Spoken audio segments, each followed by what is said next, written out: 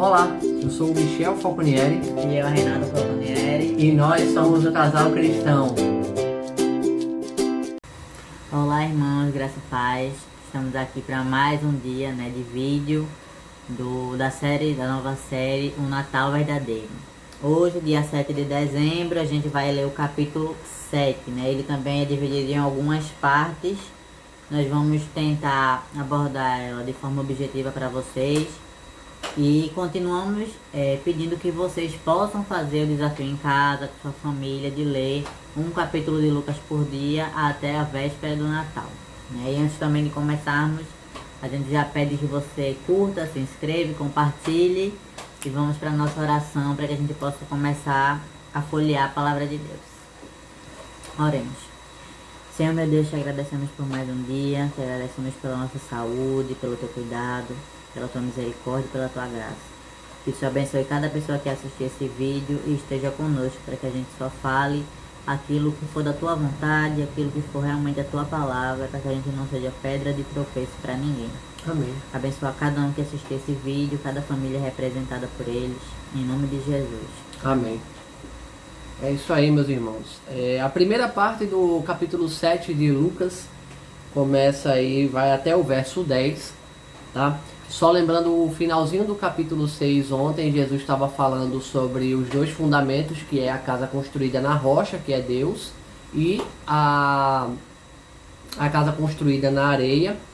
Então o capítulo 7 já pega esse gancho, ele estava falando sobre essa parábola. Então ele entra em Cafarnaum e de repente ele está falando com as pessoas lá.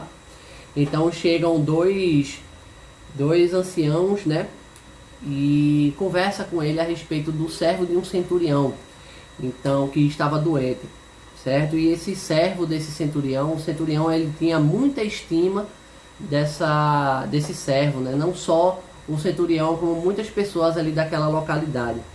Tanto que no versículo 4, olha o que os anciãos falam.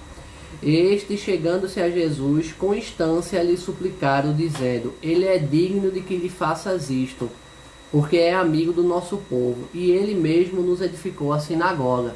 Então era uma pessoa de muito respeito, de muita estima dentro daquela comunidade.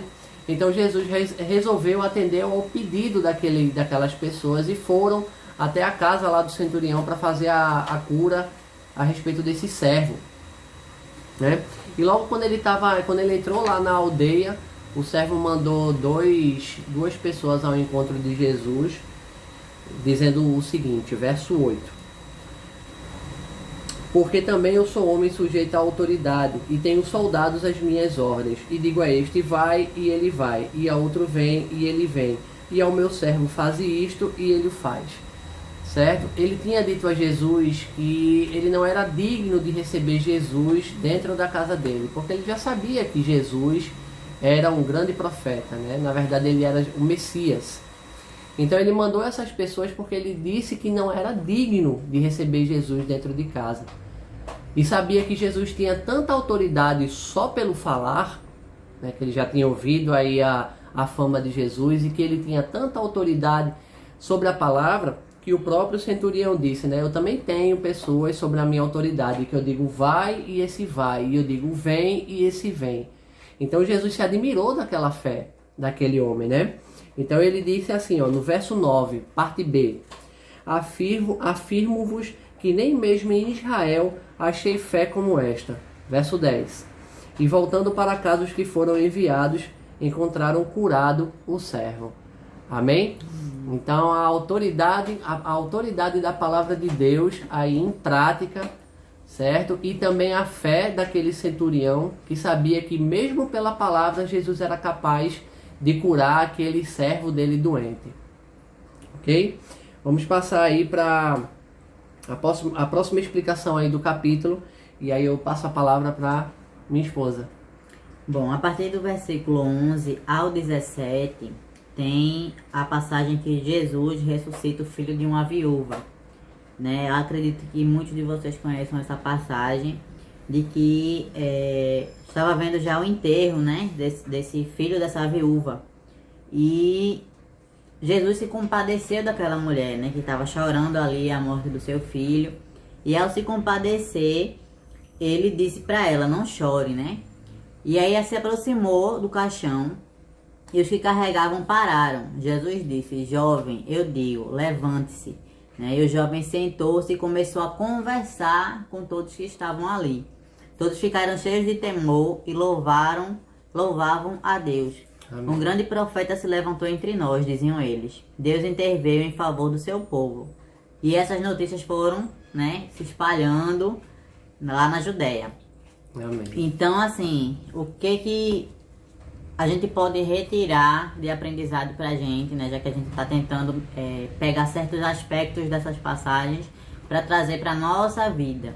É que a gente sabe que Deus é o Deus do impossível, né? Tanto que em outras passagens também, como na de Lázaro, ele só foi depois de 4 dias, né? Exatamente. E ele poderia ter ido antes, mas não. Ele quis mostrar que ele tinha poder e também ele se compadecia das pessoas. E foi o caso também dessa viúva, né? Ele chegou lá, tocou no caixão e disse para o jovem se levantar. E ele veio a ressuscitar, né? Por quê? Porque Deus, ele chegou, Jesus, ele chegou ali num momento que aquela viúva, ela acreditava que nada mais podia ser feito, né? Que estava tudo perdido e que não tinha mais como o filho dela, ela ter a companhia do filho dela, né? Muitas vezes a gente passa por problemas e a gente acha que nada mais pode ser feito, que não tem solução, que aquilo ali está morto e enterrado e que aquele problema ele nunca mais vai ser resolvido. Mas a gente tem esse tipo de comportamento. Só que com Deus não é assim, né? Ele é o Deus do impossível. Ele é o Deus de que ele pode restaurar qualquer coisa, qualquer casamento, qualquer doença que você tiver, ele pode restaurar. Ele pode abrir qualquer porta que está fechada de emprego. Então, o que a gente pode tirar é de que ele pode curar, pode. Mas ele também pode ressuscitar, né? A cura em relação a um problema é resolver aquele problema. E a questão de ressuscitar é quando você já deu aquele ali por perdido e que nada mais pode ser feito e ele ressuscita. Inclusive a gente mesmo, né? Nós mesmos às vezes estamos num pecado e a gente acha que não tem mais salvação pra gente, que não tem mais como se resolver, que Deus não vai mais nos perdoar, que Ele não olha mais por nós, mas não é assim. A gente também pode ressuscitar, deixar Deus nos ressuscitar, deixar Ele nos transformar, deixar Ele nos purificar. Então, esse trechinho que a gente queria trazer desse ponto. É isso aí, irmãos. Não há nada destruído que nosso Deus não possa restaurar, nenhum relacionamento quebrado, não existe sentimento quebrado, não existe nada que seja impossível aos olhos de Deus. Ele pode restaurar qualquer situação, qualquer doença, qualquer situação financeira, Ele pode restaurar. Então creia, tá bom? A partir do verso 18 ao verso 23, o título da mensagem é João envia mensageiros a Jesus, certo? Diante de todos aqueles acontecimentos recentes, os discípulos de João estavam seguindo Jesus e foram até João para relatar as coisas que tinham visto com Jesus, certo? Então João mandou esses discípulos de volta a perguntar a Jesus se ele era quem eles estavam esperando ou se eles deveriam esperar algum outro. Então vamos lá, verso 20. Quando os homens chegaram junto dele, disseram: João Batista enviou-nos para te perguntar: és tu aquele que estava para vir, ou esperaremos outro? Naquela mesma hora curou Jesus muitos de moléstias e de flagelos e de espíritos malignos, e deu vista a muitos cegos. Então Jesus lhes respondeu: ide e anunciai a João o que vistes e ouvistes. Os cegos veem, os coxos andam, os leprosos são purificados, os surdos ouvem, os mortos são ressuscitados, e aos pobres anuncia-se-lhes o Evangelho. E bem-aventurado é aquele que não achar em mim motivo de tropeço. Amém? Engraçado que aqui aos pobres, ele poderia se dizer, né? Aos pobres nós damos dinheiro. Não é isso que muita gente prega hoje em dia, certo? A famosa teoria da prosperidade, como é? Igreja da prosperidade. Como é que teoria da prosperidade. Algo assim. Sabe? É bem interessante saber como as coisas funcionam, com relação a Deus, tá? Sabemos muito bem que o próprio Jesus disse que onde estará o tesouro, ali estará o teu coração. Quando ele fala aqui que aos pobres anuncia-lhes o evangelho, porque essa é a melhor fonte de tesouro que ele pode ter. É a melhor fonte de tesouros que ele pode dar. O amor às riquezas, como a própria palavra diz, ela é a raiz de todos os males. Certo? Hoje minha esposa estava conversando comigo e ela estava me questionando o seguinte: sabe por que, Michel, as ruas lá de Jerusalém, a Nova Jerusalém, para a qual nós iremos depois de ressurretos, quando Jesus voltar, porque a rua será de ouro? Aí eu fiz, não tenho ideia, acho que seja para ostentar uma riqueza, alguma coisa. Ela fez, não, lá o ouro não vai ter importância nenhuma, tanto que nós vamos pisar sobre o ouro. Sabe? Então, quando eu vejo isso daqui, irmãos, é exatamente o que eu trago para o meu coração. Aos pobres anuncia-lhes o evangelho. Podia dizer, né? Dá-se da cura o coxo, ele volta a andar, o cego, ele recobre a vista. Por que não aos pobres lhe dar dinheiro para eles ficarem ricos? Certo? Mas as coisas não funcionam dessa forma. Certo? A partir do verso 24 ao 35... existe aqui um texto chamado Jesus dá testemunho de João. Eu não vou ler absolutamente nada desse trecho. Tá? Mais uma vez a gente convida vocês a fazer essa leitura de todo o livro de Lucas, desde o capítulo 1 até o dia 24, mas lê um capítulo por dia, tá bom? Hoje nós estamos fazendo o resumo do capítulo 7. Convidamos que você faça aí com seu esposo, com a sua esposa, com seus filhos, todos os seus familiares. Faça aquele culto familiar. Culto familiar é uma bênção na vida da pessoa, pode ter certeza. Nós procuramos fazer todos os dias. É uma recarga de bateria no final do dia. Falar com Renata sobre Deus, sobre a palavra de Deus. Isso tudo é muito importante, sabe? E deixa tudo muito vivo na mente e no coração. Então, eu deixo isso aqui para vocês darem uma olhada quando vocês forem fazer uma leitura mais aprofundada do capítulo 7 de Lucas. E eu vou passar aqui a palavra para minha esposa para ela finalizar aí o resumo desse capítulo 7 de hoje. Bom, a partir do 36 fala de que Jesus, ele é ungido por uma pecadora, né? Eu vou ler porque essa parte é um pouquinho menor, dá pra gente debater um pouquinho. Em resumo, né, Jesus foi convidado por um dos fariseus para jantar.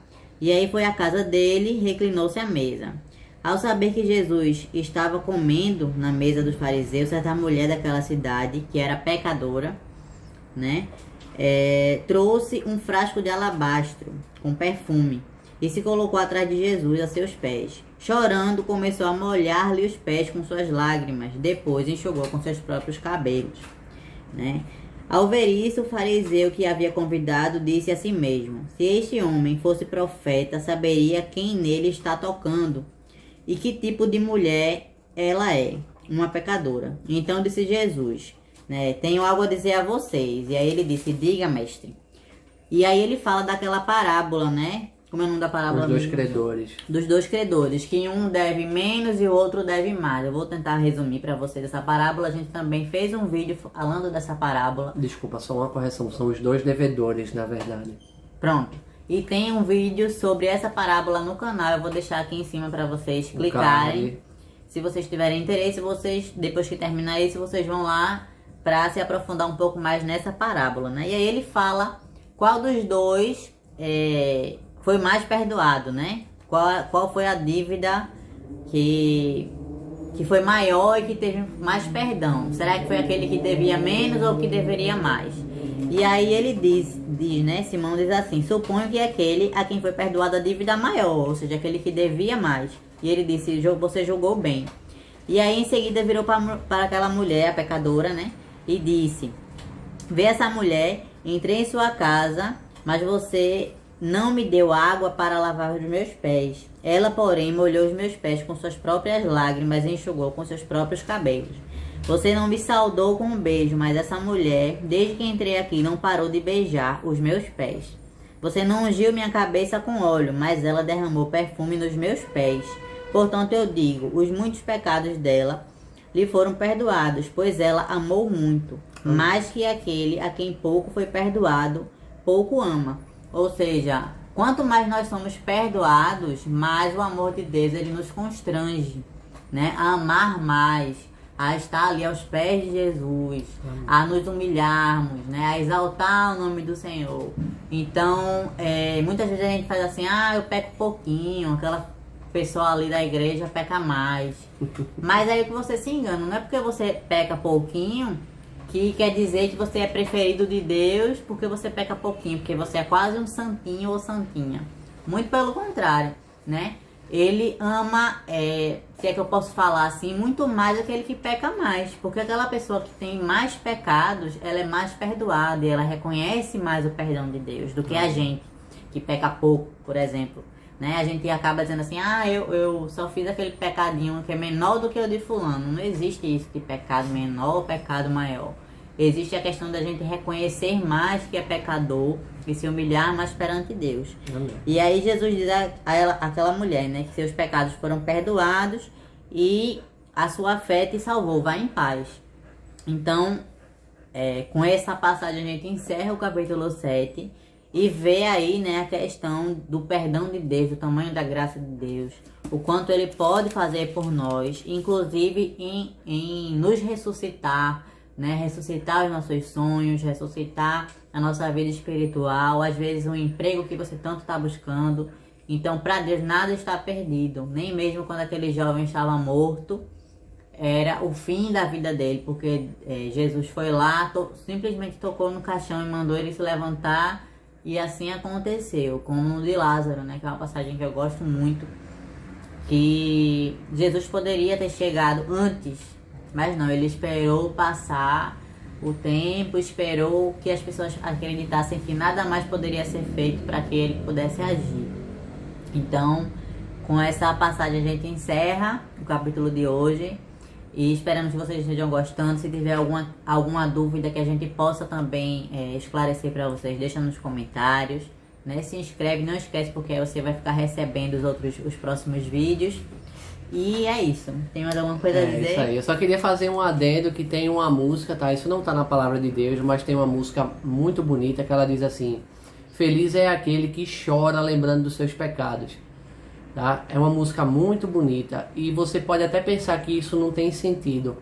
Mas quando você pensa em todos os seus pecados e quando você pensa na palavra de Deus, quando ele diz assim, mesmo que você esteja vermelho, seus pecados sejam vermelhos como a escarlata, eu vou torná-los brancos como a neve. Então você veja, você sente o amor de Deus, porque quando você lembra de todos esses pecados, você sabe que Deus, se você se arrependeu de verdade, você pode chorar, mas você sabe que Deus lhe perdoou de todos eles, lançou-os todos nas profundezas do mar. E Ele te ama por isso. Tá bom, meus amados irmãos? Espero que vocês tenham gostado desse resumo do capítulo 7 de Lucas. Que Deus te abençoe, tá? Deixa aí os teus comentários, compartilhe com teus grupos de amigos lá no WhatsApp, nas tuas mídias sociais, tá? E se inscreve no nosso canal, dá uma força, tá? Espalha a palavra de Deus, que ela é muito importante. Que Deus te abençoe, te guarde, te ilumine, te proteja. E nos vemos no próximo vídeo, se Deus assim o permitir. Fiquem todos com Deus.